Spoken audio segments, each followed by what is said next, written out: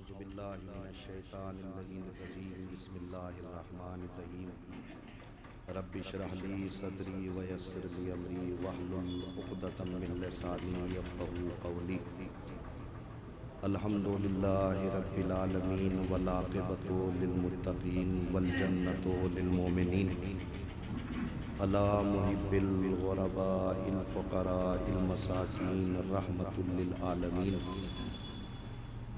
رسول الثقلین امام الحرمین جد الحسن والحسین صاحب قاب و قوسین امامہ مشارق و مغارب و بدن الصابر و لسان الذاکر و قلب الشاکر والامہات الطواہر الذین لیذہب عنکم الرجس اہل البیت ویطہرکم تطہیرا۔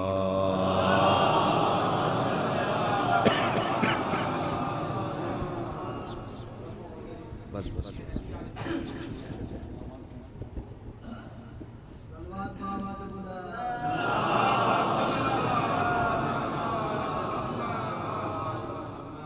وجلالتہم وولایتہم وشجاعتہم وتشہیم اجمعین فاتح باب خیبر قاتل مرحب و انتر شافع یوم محشر و مالک حوض کوثر طالب کل طالب غالب کل غالب علی بن ابی طالب۔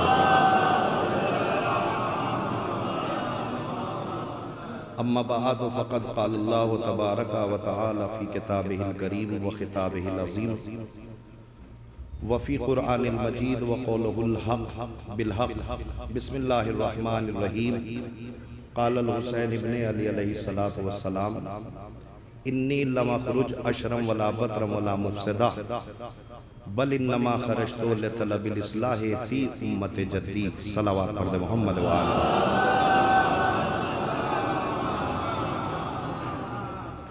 بزرگان عزیز، برادران ملت، ظاہر ہے یہ مجلس جو بسلسلہ چہلم برپا کی گئی ہے،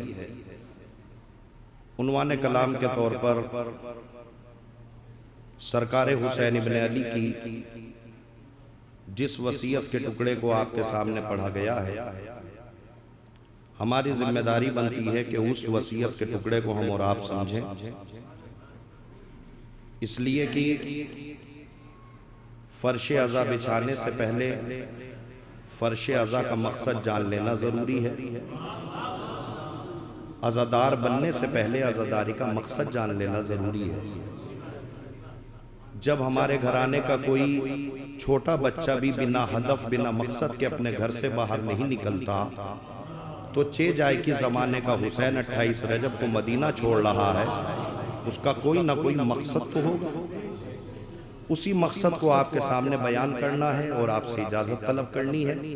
یہ سرکار حسین ابن علی کی وہ وصیت ہے جو سرکار حسین ابن علی کی یہ وصیت تحریری شکل میں ہمارے یہاں کتابوں میں موجود ہے، جو سرکار حسین ابن علی جب 28 رجب کو مدینے سے چلے ہیں تو امام حسین نے اپنے بھائی محمد حنفیہ کو بلایا اور بلا کے کہا، میرے بھائی محمد حنفیہ انی لم اخرج اشرم ولا بطرم ولا مفسدہ، ہمارا مدینے سے نکلنے کا مقصد نہ لڑائی ہے، نہ جھگڑا ہے، نہ فساد ہے، نہ قتل و غارت ہے، بل انما خرجت لطلب الاصلاح فی امت جدی، بلکہ میں تو نانا کی امت کی اصلاح کے لیے میدان کربلا جا رہا ہوں۔ یہ حسین کا مقصد ہے جو حسین نے کربلا بنانے سے پہلے کربلا کے مقصد کو بتایا ہے۔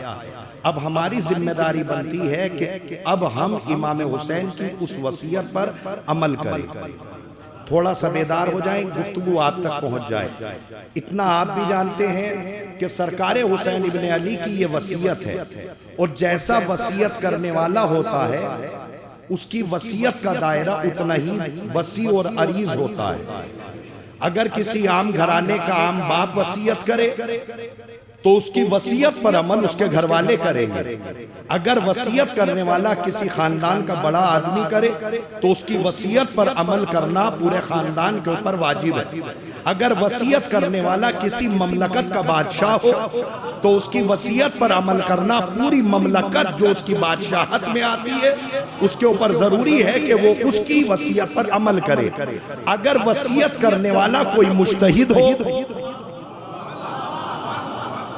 میں آپ کے درمیان پہلی بار آیا ہوں لیکن میرے پاس وقت نہیں ہے تفصیلات کا، مجھے بہت کم موقع ملا ہے.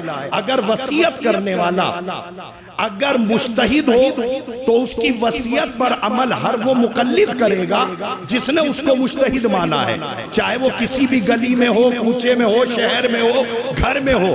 جس نے اس کو مجتہد مانا ہے وہ اس کی وصیت پر عمل کرے گا. تو لفظ سمجھے، جیسے جیسے موسی کی وصیت بڑھے گی وصیت کا دائرہ اتنا بڑھے گا.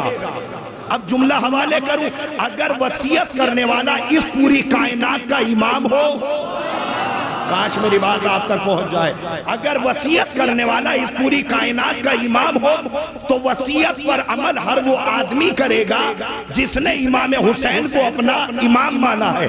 اور ایک جملہ جو ہے وہ آپ تک پہنچا رہا ہوں، میری آواز آپ تک پہنچ رہی ہے، آپ اپنی آواز مجھ تک پہنچا دیجئے گا.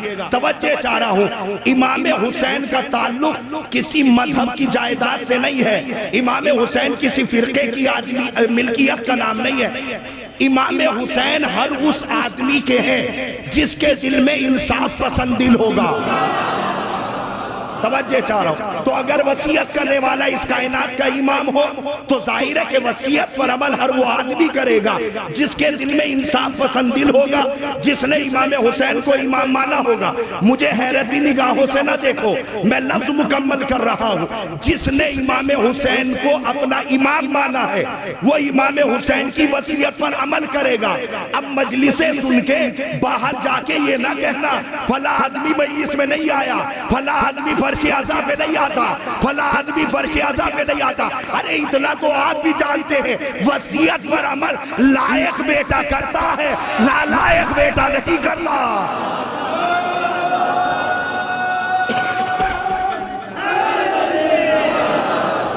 وصیت پر عمل لائق بیٹا کرتا، نالائق بیٹا نہیں کرتا. بخدا میں آپ کی ذات پر مطمئن ہوا لیکن میں نے جملہ بہت بڑا کہا کہ وصیت پر عمل لائق بیٹا کرتا ہے، نالائق بیٹا وصیت پر عمل نہیں کرتا. اب امام حسین کہتے ہیں کہ دیکھو، بہت جلدی جلدی بات کو سمیٹ رہا ہوں. امام حسین کہتے ہیں دیکھو، اب میں کربلا بنانے جا رہا ہوں.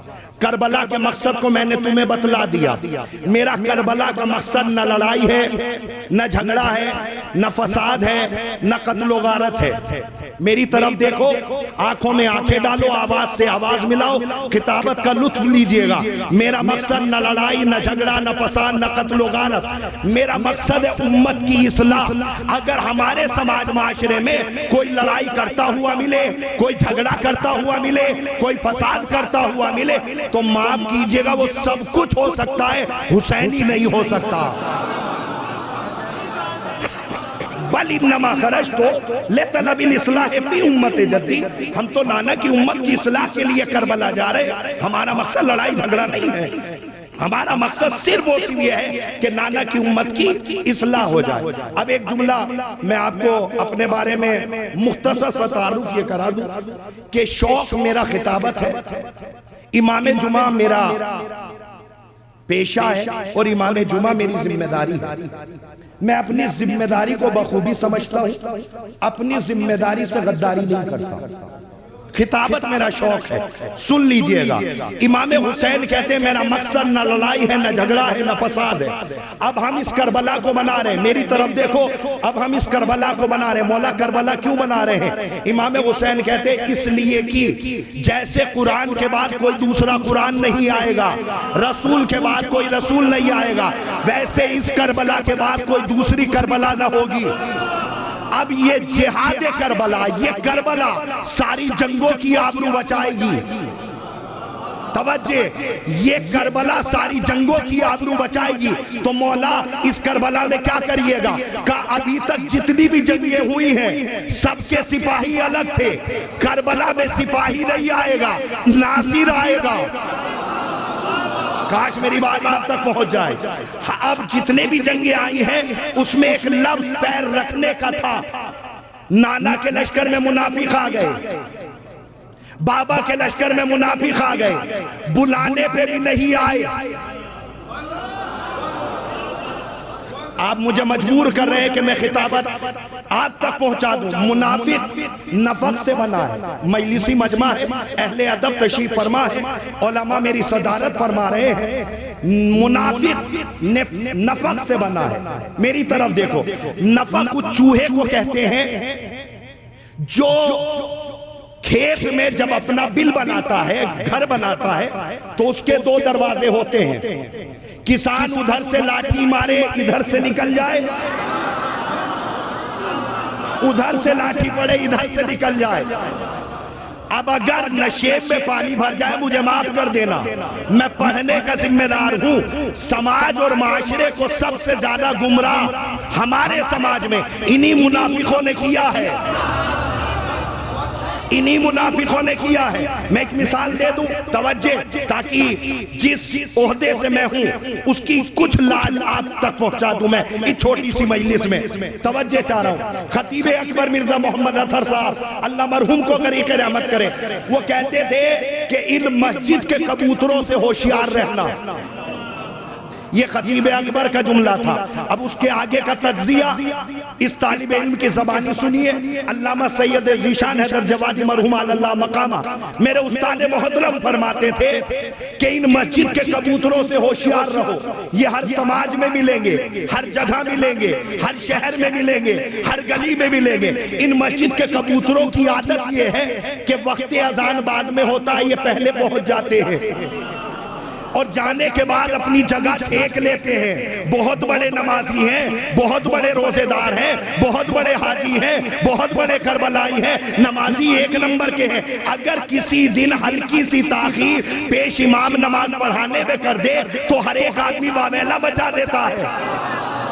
توجہ، یہ مسجد کے کبوتر ہیں، مسجد کے باہر نہیں نکلتے، علاقے میں ان کی دینداری کے نام ہے، علاقے میں ان سارے لوگوں کو لوگ بڑے احترام سے جانا جاتا ہے۔ یہ مسجد کے کبوتر ہیں، مسجد کے باہر نہیں نکلتے، نماز ان سے ایک بھی قضا نہیں ہے۔ میں نے کہا ذرا ان کے قریب تو جا کے دیکھوں۔ اب جب میں ان مسجد کے کبوتروں کے قریب گیا، میں نے ان کے گریبان میں منہ ڈال کے دیکھا تو ایک بات سمجھ میں آئی، نمازی ایک نمبر کے مگر اماں سے بول چال نہیں ہے۔ مرضی آپ کی ہے، آپ کی مرضی، آپ جیسے چاہے ویسے سنیں، مجھے تو وقت تمام کرنا ہے۔ نمازی ایک نمبر کے ہیں مگر اماں سے بول چال نہیں ہے، روزہ ایک بھی نہیں چھوڑتے مگر چچا سے دعا سلام نہیں ہے، حج کر کے آئے ہیں مگر خاندان والوں کا پاس و لحاظ نہیں کرتے، ہر سال کربلا ضرور جاتے ہیں مگر کبھی اپنے خاندان کے غریب رشتہ داروں کا خیال نہیں رکھتا۔ یا تو مجھے ممبر پہ نہ بیٹھنے دینا ورنہ مجھے ممبر سے نیچے اتار لیا کرو۔ اللہ ایسے عابدوں کی عبادتیں ان کے منہ پہ مار کے کہے گا جب تم ان کے نہ ہوئے جن کے ہونا چاہیے تھا میرے کیسے ہو جاؤ گے۔ صلوات پڑھیں محمد وآلہ۔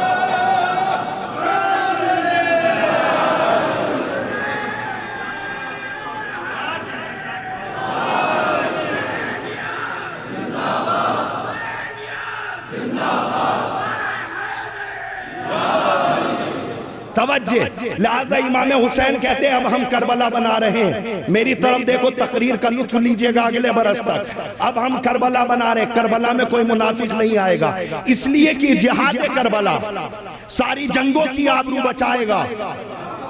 یہ جہاد کربلا ساری جنگوں کی آبرو بچائے گا۔ مولا اگر آپ کو کربلا بنانی ہے، کربلا کا مقصد آپ نے بیان کر دیا، نہ لڑائی نہ جھگڑا نہ قتل و غارت نہ فساد، مولا اب آپ کو کربلا بنانی ہے تو مولا کربلا بنانے کے لیے کم سے کم مجمع اکھٹا کریے، بھیڑ اکھٹا کریے، فوج کو بلائیے، قطار کو بلائیے، لوگوں کو بلائیے، اس لیے کہ کربلا بنا رہے۔ امام حسین آواز دیں اب بھی نہیں سمجھتے، بہت آسانی سے کہوں گا مجمع کبھی بھی آل محمد کے کام نہیں آیا. جو پہنچ گئے ان کی سماعت کو سلام، جن کے ہاتھ نہیں اٹھے پیچھا ان کا بھی نہیں چھوڑوں گا. مجمع کبھی بھی آل محمد کے کام نہیں آیا. غدیر میں مجمع تھا، کام نہیں آیا. مجمع کبھی بھی آل محمد کے کام نہیں آیا. پیغمبر کا جنازہ رکھا رہا، مدینہ بھرا ہوا تھا، کوئی نہیں آیا. اسی لیے تو شہزادی نے وصیت کی اب الاصل ان لوگوں کو میرے جنازے میں نہ آنے دینا. جو میرے بابا کے جنازے میں نہ آئے وہ میرے جنازے میں کیسے آ جائے گے؟ تو مجمع کبھی بھی آل محمد کے کام نہیں آیا.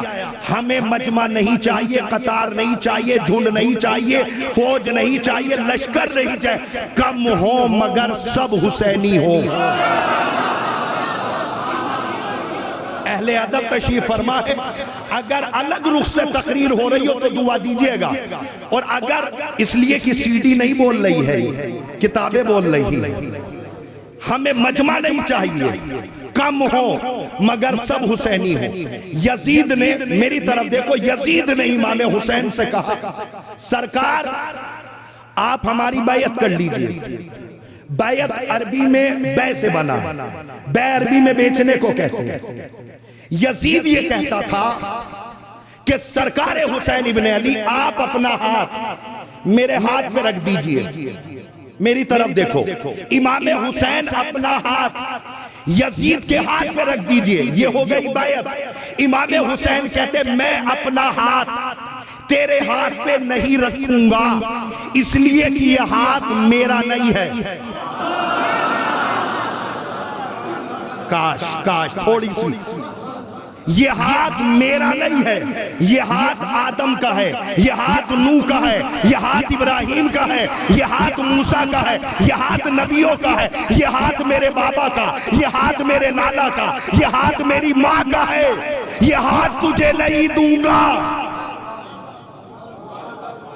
یہ ہاتھ تجھے نہیں دوں گا. سر میرا ہے لے لے. جو سمجھ گئے ان کی سماعت کو سلام. یہ ہاتھ تجھے نہیں دوں گا، سر میرا ہے لے لے. اس لیے کہ یہ ہاتھ نبیوں کا، یہ ہاتھ ولیوں کا، یہ ہاتھ اماموں کا. اب زمانہ ہم سے نہ پوچھے یہ علم پہ پنجہ کیوں لگایا جاتا ہے، یہ علم پہ پنجہ لگا کے بتایا جاتا ہے. یہ وہی ہاتھ ہے جس کو یزید مانگ رہا تھا. صلوات پڑھے محمد وآلہ.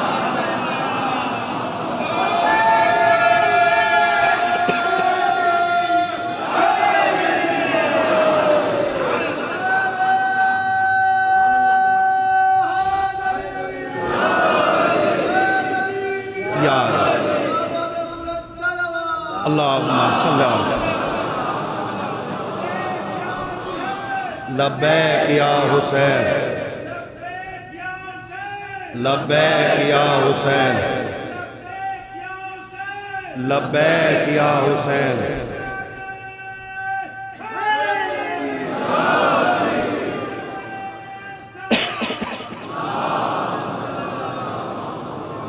یہ ہاتھ نبیوں کا، یہ ہاتھ ولیوں کا، یہ ہاتھ اماموں کا. سر میرا ہے لے لے. اب ہم کربلا بنائیں گے. توجہ، اگر اس رخ سے تقریر سنی ہو تو والا دیجئے گا. اب ہم کربلا بنا رہے. مولا کربلا کا مقصد تو آپ نے بتلا دیا، لیکن کربلا کیوں بنا رہے؟ کہا سنو، آج سے پہلے جتنے بھی قتل کیے گئے، قتل کسی نے کیا ہو، پکڑا کوئی اور گیا ہے. آپ مجھے جوش دلا رہے ہیں تاکہ میں کھل کے پڑھوں. میری قوم کے بچے کو اٹھاؤ اور قوم کے بچے سے اٹھا کے پوچھو کہ مولا کائنات کا قاتل کون؟ اللہ اکبر. اللہ آپ کی سماعت کو سلام رکھے. ہماری قوم کا بچہ بتا دے گا عبد الرحمن ابن ملجم. امام حسن کی قاتلہ کون؟ جودہ بنت اشس. پیغمبر اسلام کا قاتل کون؟ جناب فاطمہ کا قاتل کون؟ ابھی تک تاریخ پڑھنی پڑے گی. توجہ، قتل عبد الرحمن ابن ملجم نے کیا تھا، مگر تاریخ میں ڈھونڈو کس نے خریدا، کتنے میں بکا. جودہ بنت اشعث قاتلہ ہے، اس سے انکار نہیں ہے، مگر تاریخ میں پڑھو زہر امام کے گھر میں پہنچانے والا کون تھا، کس بازار سے آیا تھا؟ امام حسین کہتے ابھی تک قاتل قتل کر کے مسلمانوں کی بھیڑ میں گم ہو جاتا تھا، پکڑا عبد الرحمن جاتا تھا، پکڑی جودہ جاتی تھی، اب ہم کربلا بنا رہے، اب میرے بچے سے پوچھو حسین کا قاتل کون؟ اب پوچھو، ہماری قوم کا بچہ بتائے گا حسین کا قاتل یزید۔ عجیب بات ہے، یزید تو کربلا آیا بھی نہیں تھا۔ اب سمجھے کربلا کا سب سے بڑا معجزہ کیا ہے؟ ابھی تک قاتل قتل کر کے مسلمانوں کی بھیڑ میں گم ہو جاتا تھا، چہرے پہ نقاب ڈال کے پھرتا رہتا تھا، پکڑا عبد الرحمن جاتا تھا، بدنام جودہ ہوتی تھی۔ امام حسین نے میدان کربلا میں کھڑے ہو کے بتایا اب آؤ، اب ہم بتائیں گے بابا کا قاتل کون ہے، نانا کا قاتل کون ہے، اماں کا قاتل کون ہے۔ تو اب تو جملے کی لاج رکھ لو، کربلا بے نقابوں کے چہرے سے نقاب اکھاڑنے کا نام ہے۔ وضاحت نہیں ہے میرے پاس، وقت ہی نہیں ہے میرے پاس، علماء سے پوچھئے گا۔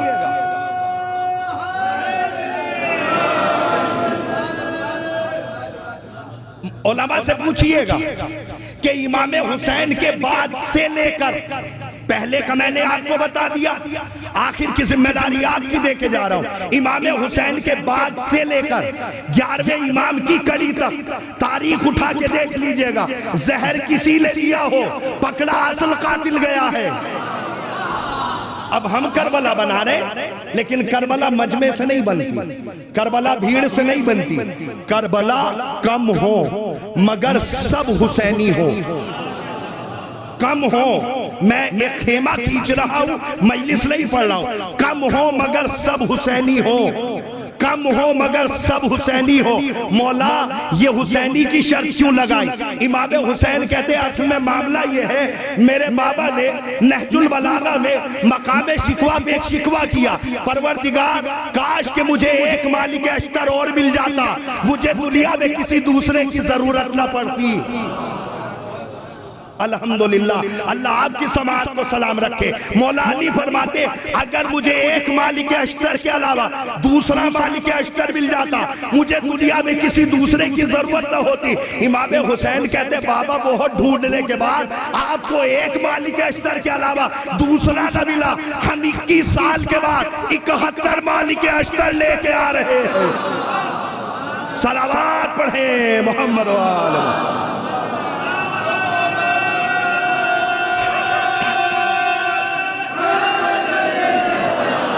آپ کا وقت تمام ہو گیا، توجہ چارہ بس 2 جملے سن لے اور مجھے اجازت دیجیے۔ کربلا اب ہم بنائیں گے، کربلا میں کوئی منافق نہیں آئے گا، اب نہیں آئے گا، اور کربلا کی حد بندی کبھی بی بی نے موقع دیا، یہ تو الحمدللہ شہزادی کا کرم ہوا کہ اس دیار میں میری حاضری ہوئی، اور یاد دلائیے گا، سنائیں گے۔ امام حسین نے جب کربلا بنائی ہے تو ایسے نہیں بنائی جیسے ہم سمجھتے ہیں کہ امام حسین نے ایک گاڑی مدینے سے بھری ہو اور لا کے مقتل میں اس کا دروازہ کھول دیا ہو، سب کے سر کٹ گئے، شہدائے کربلا بن گئے۔ نہیں، لفظوں کو سنبھال لیجئے گا۔ امام حسین نے کسی شہید کا خون، حیدرآباد میں نے پڑھا تھا، یہاں میرا پہلی بار آنا ہوا ہے، یہاں یہ میرا جملہ نہیں ہے، امام حسین نے کسی بھی شہید کا خون اسلام کی رگوں میں اس وقت تک نہیں ڈالا جب تک اس شہید نے کلمہ معرفت پروردگار نہ پڑھ لیا ہو۔ جملہ وضاحت چاہتا ہے، وضاحت چاہتا ہے تو لیجئے وضاحت کر دوں، وقت تمام ہو جائے گا۔ امام حسین کہتے ہیں اب ہم کربلا بنا رہے ہیں، کربلا کی حد بندی سنیں گے۔ بہن آؤ کربلا کا نقشہ تیار کریں، بہن آپ کے قدموں میں تو خود اتنی برکت ہے، جس زمین کو چاہو کربلا بنا دو، لیکن بہن میں چاہتا ہوں منصوبہ بنایا جائے، بغیر ہدف کے کوئی ہمارے گھر آنے کا بچہ بھی بنا مقصد کے گھر سے باہر نہیں نکلتا۔ ٹھیک ہے بھیا کیا چاہتے ہو؟ بہن میں یہ سوچ رہا ہوں پوری کربلا کا صرف خاکہ کھینچ رہا ہوں، مجلس نہیں پڑھ رہا ہوں۔ بہن حسین یہ چاہتا ہے مدینے کے محاذ پر اپنی بیٹی سغرا کو رکھوں، ام سلمہ کو رکھوں، جناب عبداللہ کو رکھوں، محمد حنفیہ کو رکھوں، یہ مدینے میں رہ کے بتائیں گے کہ ہم نے سفر کیوں کیا۔ پہنچ گئے آپ؟ پہنچے آپ؟ اس شہید کو حسین نے اسی مقام پہ رکھا جو شہید جہاں کے لائق تھا، تم مدینے میں رہو۔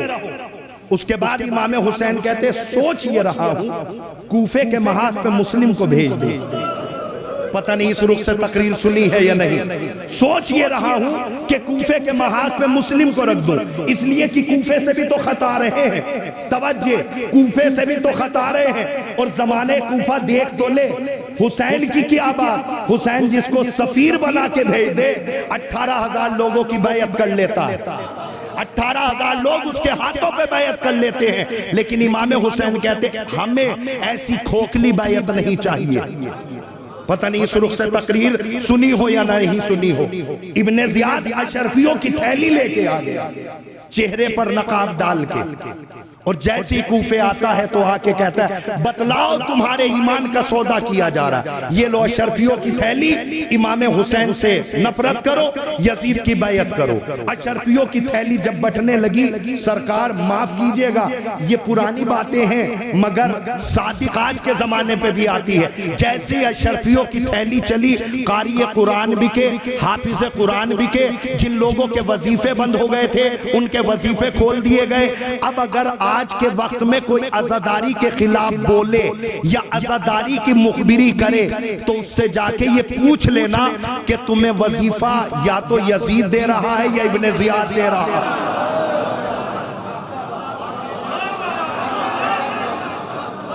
میں نے آپ کی سماعت پہ اعتبار کرتے ہوئے ایک بہت بڑا جملہ کہا ہے کہ اگر کا آج بھی کوئی عزاداری کے خلاف بولے اور عزاداری کی مخبری کرے تو اس سے جا کے پوچھ لینا یا تو تمہیں شہریہ وظیفہ یزید دے رہا ہے یا ابن زیاد دے رہا ہے۔ اب پتہ نہیں اس لفظ کو آپ کہاں تک سمجھیں گے مجھے نہیں پتا، جن کے ایمان سکوں میں بکتے ہوں، جن کے ایمان سکوں میں بکتے ہوں انہیں تبرک کا ذائقہ اچھا نہیں لگتا، جن کے ایمان سکوں میں بکتے ہوں انہیں تبرک کا ذائقہ اچھا نہیں لگتا۔ شاعر محترم، شاعر عزیز بیٹھے ہوئے ہیں، ہم نے کسی مقام پہ کہا تھا رزق تقدیر سے اٹھتا ہے تو اٹھ جانے دو، رزق تقدیر سے اٹھتا ہے تو اٹھ جانے دو، ہم تبرک سے ہی کر لیں گے گزارا اپنا، ہم تبرک سے ہی کر لیں گے گزارا اپنا۔ تو کہنے کا مقصد یہ ہے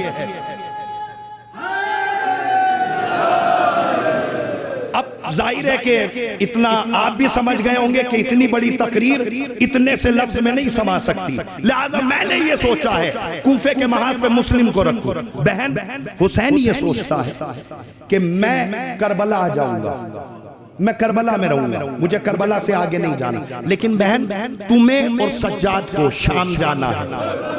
الحمدللہ پہنچ گئی بات، تمہیں اور سجاد کو شام جانا ہے، اس لیے کہ مجھے بھی پتا ہے یزید کربلا نہیں آئے گا، یزید کو اس کی اوقات بتانے کے لیے تمہیں شام جانا ہوگا۔ یہ کربلا کی ایک حدود بندی ہے جو میں نے بیان کی، اور یہ جملے کی میں تشریح کر دوں، ہو سکتا ہے کسی کے گلے میں ہڈی بن جائے، کہ امام حسین نے میدان کربلا میں اس شہید کا خون اس وقت تک نہیں لیا جب تک اس شہید نے کلمہ معرفت پروردگار نہ پڑھ لیا۔ میری قوم کے نوجوانوں، ان مجلسوں کی قدر کیا کرو، یہ مجلس قربانیاں دے کر آئی ہیں۔ بہت آسان ہے بند کمروں میں مجلس پڑھ لینا، بہت آسان ہے لگزری گاڑی میں سفر کر کے منبر پہ آ کے مجلسیں پڑھ لینا، بہت آسان ہے، لیکن جنہوں نے قربانیاں دی ہیں، جن کے خون کے گارے بنے ہیں، جن کی ہڈیاں دیواروں میں چنوائی گئی ہیں، انہوں نے اس عزاداری کو بچایا۔ سرکار میں آپ کو ایک ہلکا تجزیہ دے دوں اور پھر آپ روتے رہیے گا۔ حسین ابن علی نے شب عاشور پوری تقریر چھوڑ دی، چونکہ جو مجھے وقت دیا گیا تھا میں اس سے تقریباً 5-10 منٹ اوپر پہنچ چکا ہوں، مجھے معاف کیجئے گا۔ سرکار حسین ابن علی نے شب عاشور اپنے صحابیوں کو بلایا اور بلا کے ایک جملہ کہا، اے میرے پیارے صحابیوں، یہ لشکر یزید میرے خون کا پیاسا ہے، ایسا کرو تمہارا خون انہیں نہیں چاہیے، ایسا کرو تم مجھے چھوڑ کے چلے جاؤ۔ دیکھیے گا 24 صفحے کا خطبہ ہے قبلہ، اگر مجھ جیسا خطیب پڑھے تو عشرے چاہیے، لیکن ایک جملہ 2-3 جملے پڑھ کے مجلس تمام کرتا ہوں۔ امام حسین کہتے ہیں کہ انہیں میرے خون کی ضرورت ہے، تمہارا خون انہیں نہیں چاہیے، ایسا کرو تم مجھے چھوڑ کے چلے جاؤ۔ ایک نہ اٹھا۔ اس کے بعد امام حسین نے کہا اچھا اب بھی نہیں جاتے؟ اگر اس لیے نہیں جا رہے ہو کہ اگر تم اس لیے نہیں جا رہے ہو کہ تم نے حسین کے ہاتھ پر بیعت کر لی اور اسلام میں بیعت کا توڑنا گناہ ہے، تو لو حسین تمہارے اوپر سے اپنی بیعت اٹھا لیتا ہے، اب چلے جاؤ۔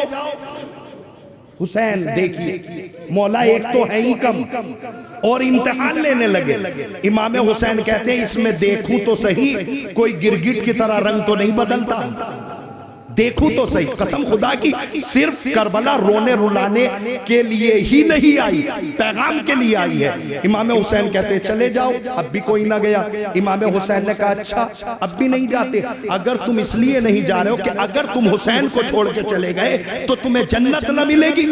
حسین ضمانت دیتا ہے جب تک حسین جنت میں قدم نہ رکھے گا، جب تک ہر ایک شہید جنت میں قدم نہ رکھ لے گا۔ خطیب اکبر اس مقام پہ کہتے تھے حق ہے امام حسنین کو یہ جملہ کہنے کا، اس لیے کہ امام حسنین جوانان جنت کے سردار ہیں، جنت مل چکی، اب چلے جاؤ۔ روایت کہتی ہے ایک نہ اٹھا۔ اس کے بعد امام حسین نے کہا اب بھی نہیں جاتے؟ اگر اس لیے نہیں جا رہے ہو کہ اگر تم چلے گئے تو تمہاری شفاعت کون کرے گا؟ میں اپنے نانا سے سفارش کرا کے تم سب کی سفارش و شفاعت میں کراؤں گا، اب چلے جاؤ۔ ایک نہ اٹھا۔ آپ دیکھو تو صحیح ہے ہو کیا رہا ہے۔ امام حسین کہتے ہیں اچھا اب بھی نہیں جاتے؟ اگر تم اس لیے نہیں جا رہے ہو کہ اگر تم حسین کو چھوڑ کے چلے گئے اور تم جس گاؤں کے جس شہر کے جس قریے سے آئے ہو اور تم واپس جاؤ گے، تمہارے گاؤں والے، شہر والے، قریے والے، ضلع والے تم پہ ہنسیں گے۔ یہ گئے تھے حسین کی مدد کرنے کے لیے، حسین تو ہے ہی اخلاق کا مجسمہ، حسین تو منع کریں گے ہی، مجھے تمہاری مدد کی ضرورت ہے، مگر تمہاری غیرتوں کو کیا ہو گیا تھا؟ تم حسین کو چھوڑ کے چلے آئے۔ اگر تم اس لیے نہیں جا رہے ہو کہ تمہارے گاؤں والے، شہر والے، قریے والے تم پہ ہنسیں گے، لو حسین بہانہ دیے دے رہا ہے، حبیب اٹھو قاسم کی کلائی پکڑو چلے جاؤ، زہیر اٹھو علی قاسم کی، علی اکبر کی کلائی پکڑو چلے جاؤ، سعید و زہیر اٹھو اون و محمد کی کلائی پکڑو، اپنے اپنے گاؤں نکل جاؤ۔ جب تمہارے گاؤں والے تم سے پوچھے کہ تم تو گئے تھے حسین کی مدد کرنے کے لیے، تو کہہ دینا ہماری حسین نے ڈیوٹی لگائی تھی کہ تم اکبر کو پہنچا دو، تم قاسم کو پہنچا دو، تم اون و محمد کو پہنچا دو۔ سوچئے گا گھر جا کے، تقریر کا اندازہ تقریر کے وقت نہیں ہوتا، تقریر کے بعد ہوتا ہے۔ میں اتنی محنت کیوں کر رہا ہوں؟ صرف اس لیے کہ آپ اپنے گھر تک سوچتے ہوئے جائیں۔ ایک نہ اٹھا۔ آپ مجھے بتلائیے سب کچھ تو مل چکا، اصحاب حسینی کو۔ اس کے بعد امام حسین کہتے ہیں اچھا اب بھی نہیں جاتے؟ اگر تم اس لیے نہیں جا رہے ہو کہ کون پہلے اٹھے گا، حسین اس کا چہرہ دیکھ لے گا، تم ایک دوسرے کو پہچان لوگے اور باہر جا کے تم چیمی گوئیا کرو گے، آپس میں ایک دوسرے سے کہو گے پہلے تم اٹھے، پہلے تم اٹھے، پہلے تم اٹھے۔ لو چلو حسین یہ بہانہ ختم کیے دے رہا، عباس چراغ گل کرو۔ سوچئے گا جناب عباس نے چراغ کو بجھا دیا۔ اب چلے جاؤ، اب تو اندھیرا ہو گیا، اب تو حسین تمہیں نہیں دیکھتا، اب تو تم ایک دوسرے کا چہرہ بھی نہیں پہچان پا رہے، اب اٹھ کے چلے جاؤ، اب تو باہر جا کے چیمی گوئیاں نہیں کرو گے، پہلے تم اٹھے، پہلے تم اٹھے، بہت دیر ہو چکی۔ اس کے بعد امام حسین نے کہا عباس ذرا چراغ دوبارہ روشن کرو۔ اب جیسے ہی عباس نے چراغ کو روشن کیا، علامہ دربندی اسرار الشہادتین میں لکھتے ہیں حسین کا ہر ایک شہید نے اپنی تلوار کو نیام سے نکال کر اپنی گردن میں رکھ کے ایک جملہ کہا، فرزند زہرا کتنا امتحان لیجئے گا۔ اللہ اکبر، اللہ اکبر۔ جی میں نے فضائل کم پڑھے، شہزادی نے مجھے شہنشاہ مصائب کا لقب دیا ہے، میں اس کی لاج ضرور رکھتا ہوں، بیدار ہو کے رو لیجئے گا، اور آج تو رونا بھی چاہیے، چہلم کا دن ہے، اگر آج بھی رونا نہ آئے تو اپنی تقدیر کا ماتم کرنا، ہاں روتے ہوا، رونے میں شرمایا نہ کرو، روتے رہو، اگر مر بھی جاؤ گے شہادت کا درجہ ملے گا۔ روایت کہتی ہے کہ حسین کا ہر ایک شہید اپنی تلوار کو نیام سے نکال کر اپنی گردن پہ رہ کے بس ایک جملہ کہہ رہا تھا، فرزند زہرا کتنا امتحان لیجئے گا، مولا آپ کو کیا لگتا ہے کہ ہم آپ کے ساتھ اس لیے آئے کہ ہمیں جنت مل جائے؟ مولا آپ کو کیا لگتا ہے ہم آپ کے ساتھ اس لیے آئے ہیں کہ آپ ہماری شفاعت کروا سکیں؟ مولا ہمیں جنت چاہیے ہوتی تو ہمارے گاؤں میں مل جاتی، مولا ہمیں جنت نہیں چاہیے، مولا ہمیں شفاعت نہیں چاہیے، مولا اگر ہم آپ کو چھوڑ کے چلے گئے تو آپ ہمیں بتلائیے ہم آپ کی ماں کو کیا منہ دکھلائیں گے، ہم آپ کے نانا کو کیا منہ دکھلائیں گے؟ بس اتنا سننا تھا۔ حسین کو اپنے اصحاب پہ اتنا پیار آیا، حسین نے اپنے اصحاب کو گلے سے لگا کے کہا انی واللہ لعالم بالاصحابی، جیسے چاہنے والے مجھے ملے ویسے چاہنے والے نہ میرے بابا کو ملے نہ میرے نانا کو ملے۔ یہ ہے وہ جملہ ہے، اللہ اکبر، یہ ہے عصر عاشور کی بات۔ جی ہاں سانس لے لیجئے،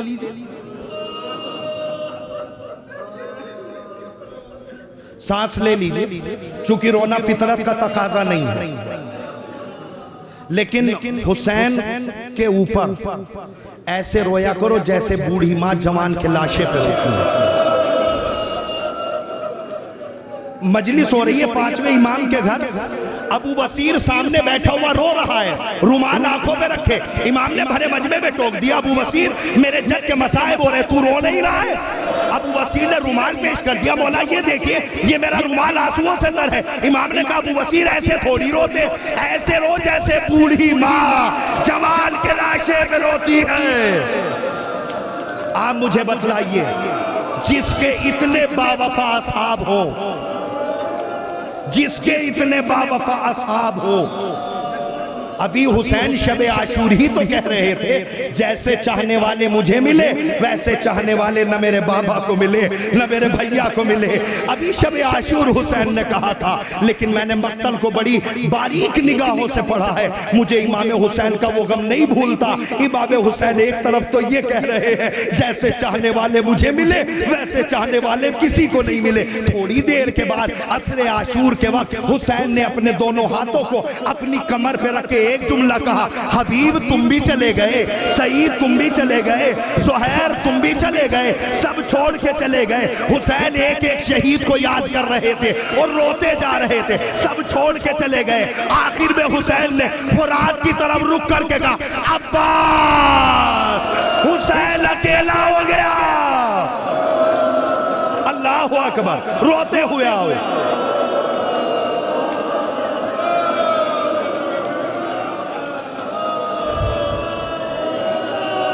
اور اگر رونا نہ آئے سروں کو نیچے کر لیا کرو، سروں کو لہڑا لیا کرو اور خالق سے دعا کیا کرو کہ پروردگار ان آنکھوں میں اتنا پانی بھر دے جب بھی نکلے بنام حسین نکلے۔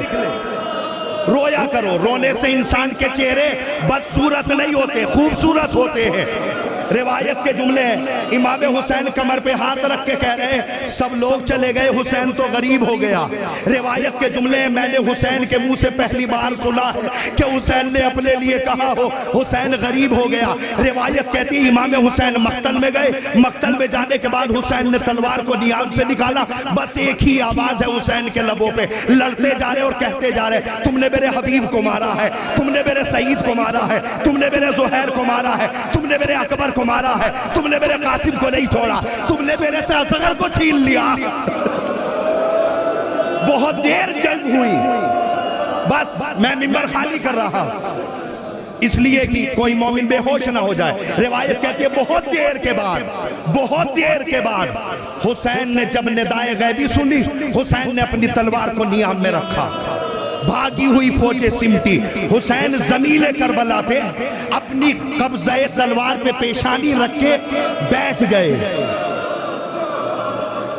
اگر برداشت کر لوگے سمجھوں گا کہ پتھر کا کلیجہ لے کے آئے، گوشت کا ٹکڑا اتنا برداشت نہیں کرتا۔ حسین نے قبضہ تلوار پر اپنی پیشانی کو رکھ کے سر کو جھکا کے بیٹھ گئے۔ عمر سعد اللہ اس کے خاندان پہ لعنت کرے، یہ گھوڑے پہ سوار ہو کے کہتا ہے ڈر کیوں رہے ہو، حسین کے قریب جاؤ، حسین کے قریب جاؤ، لیکن فوج یزید ڈر رہی ہے، قریب نہیں جا رہی۔ عمر سعد کہتا ہے ارے ڈر کیوں رہے ہو، اب حسین غریب ہو گیا، اس کے بعد نہ عباس ہے، نہ اکبر ہے، نہ قاسم ہے، نہ اولا محمد ہے، اب یہ غریب ہو گیا۔ اللہ اکبر، اب یہ غریب ہو گیا، اب اس کے بعد کچھ نہیں بچتا۔ اب سنو، جو جتنا زیادہ ظلم کرے گا اسے اتنا زیادہ انعام ملے گا۔ لفظ انعام کی باری آئی، 12 قاتل فوج یزید سے چلے، حسین کے چاروں طرف 12 قاتل گھومنے لگے۔ یہ منظر خیمے پہ سکینہ دیکھ رہی تھی۔ سکینہ نے فضا سے پوچھا اماں خیریت تو ہے، یہ لوگ کیوں آئے ہیں؟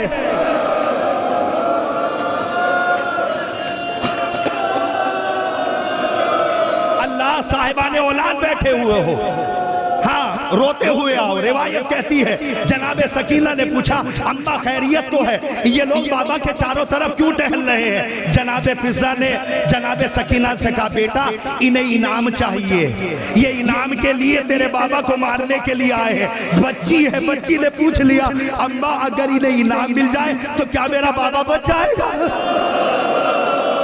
اگر انہیں انعام مل گیا کیا میرا بابا بچ جائے گا؟ ہاں بیٹا اگر انہیں انعام مل جائے تیرا بابا بچ جائے گا۔ سکینہ جلدی سے چلی، خیمے میں پہنچی، اپنے سر سے چادر کو اتارا اور چادر کو پھیلا کے ہر بی بی سے کہہ رہی تھی اگر کچھ ہو تو دے دو، میرا بابا بچ جائے گا، میرا بابا بچ جائے گا۔ اللہ اکبر۔ بس مجھے ایک روایت پڑھنے دو۔ ہاں لوگ ہمارے گریہ ہو گئے، میں تمام کر رہا ہوں، میں نے پورا مقتل چھوڑ دیا۔ اب جو سکینہ واپس آئی تو منظر بدلا ہوا، شمر کن خنجر چلا رہا، حسین آواز دے رہے عباس، حسین غریب ہو گیا۔ بس چند لمحے کے بعد آپ ہوں گے، یہ پرسا ہوگا، یہ عزا ہوگی، یہ شبیہات ہوں گی۔ ایک روایت پڑھنے دو، میں منبر خالی کر رہا ہوں، جس کی مرضی جیسے آئے ویسے رونا۔ قبولیت دعا کا وقت ہے، آج چہلم کا دن ہے، رونے میں کمی نہ کرنا۔ میں نے ان گنہگار آنکھوں سے پڑھا ہے جب بھی محرم کا چاند نمودار ہوتا ہے نا، شام سے ایک بی بی اٹھتی ہے، زندان میں آتی ہے، ایک بچی کو لیتی ہے، جنت البقیع پہنچتی ہے، اپنی ماں کو لیتی ہے، اور یہ تینوں بیویاں مجلس میں آ کے بیٹھ جاتی ہے۔ جب کوئی عزادار یا کوئی مومنہ اپنی زبان سے یا حسین کہہ کے روتا ہے تو یہ سکینہ کہتی ہے پھوپھی اماں یہ تو میرے بابا کے اوپر رو رہے ہیں، یہ تو میرے بابا کا نام لے کے رو رہے ہیں۔ ہاں اجرکم اللہ، ایسے ہی رو، اللہ تمہارے گریہ کو قبول کرے۔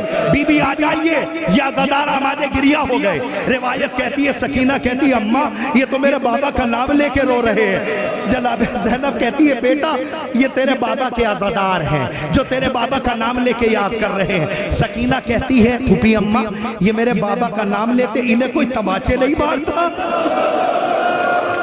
انہیں کوئی کوڑے نہیں مارتا، تماچے نہیں مارتا۔ جناب زینب کہتی ہے بیٹا نہیں ان سے کوئی غلطی نہیں ہوئی ہے۔ روایت کہتی ہے سکینہ پلٹ کے کہتی ہے ابا پھر ہماری کیا غلطی ہے، میں بھی تو اپنے بابا کو یاد کر کے رو رہی تھی۔ اجرکم اللہ۔ بس منبر خالی کر رہا ہوں۔ روایت کہتی ہے پورا راستہ کربلا کے بعد سے لے کے جناب زینب نے فتح کیا۔ جناب زینب چہلم کا دن آیا، بھائی کی قبر پہ زینب پہنچی۔ خدا کرے یہ منظر کوئی نہ دیکھے جو مقتل نے دیکھا ہے۔ زینب اپنے بھائی کی قبر پہ پہنچی اور بھائی کی قبر پہ پہنچ کے کہتی ہے بھائیا یہ بہن بڑی شرمندہ ہے، یہ بہن بڑی شرمندہ ہے، جو امانت تم نے مجھے دی تھی وہ امانت میں واپس نہ لا سکی، جو سکینہ تم نے میرے حوالے کی تھی وہ زندان شام میں سو گئی، تزلزلہ قبر الحسین، حسین کی قبر کو زلزلہ آیا، اے زینب میری سکینہ کو چھوڑ کے آ گئی۔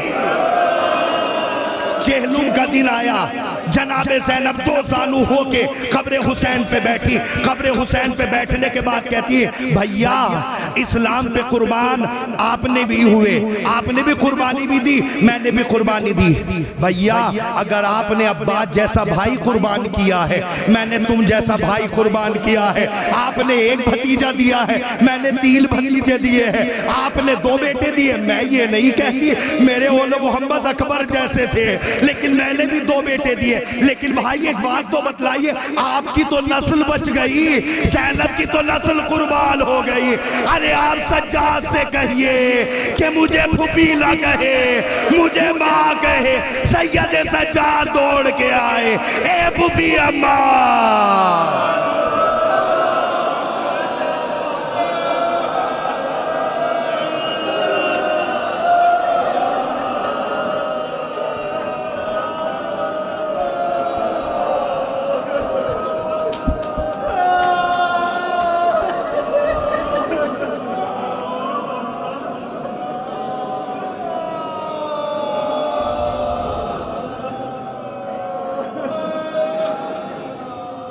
حضرات اب آپ شبیہ تابوت علم رسول جنہ کی زیارت کریں گے۔ سب سے پہلے علم مبارک آپ کے سامنے آ رہا ہے، یہ عباس کی یاد دلاتا ہے، یہ اسلام کا وہ پرچم ہے جسے آخر میں عباس کے ہاتھ میں کربلا میں آیا، اور امام حسین نے نصر من اللہ فتح قریب کے بعد اس پہ لکھا اِنَّا لِلَّهِ وَإِنَّا إِلَيْهِ رَاجِعُونَ۔ حضرات یہ ذوالجلال وہ ذوالجلال ہے جسے اس تحفے میں دیا تھا نانا نے حسین کو لے کر یہ باوفا کربلا میں گیا۔ حضرات یہ کہتا ہے اپنی پیشانی کو خون سے رنگین کیا اور خیمے میں آ کر کہا اس نے، یہ ذوالجلال نے در خیمے پر پکارا، سر پیٹو خدارا، سر پیٹو خدارا، گردن پہ میرے مولا کے جب تیر چلا تھا، گنجر پہ میرے مولا کے خنجر جو چلایا، میرے کے خنجر جو چلایا، موجوں میں تلا تم ہو اور میں نے یہ دیکھا، دریا پہ تڑپتا رہا عباس کا لاشا، سر پیٹو خدارا، سر پیٹو خدارا۔ جناب سکینہ کے کندھے پر سر رکھ کے یہ ذوالجلال بہت رویا، اپنی پیشانی کو اس نے امام حسین کے خون سے تر کیا، اور خبر قتل امام حسین آ کر خیمے میں دی ہے۔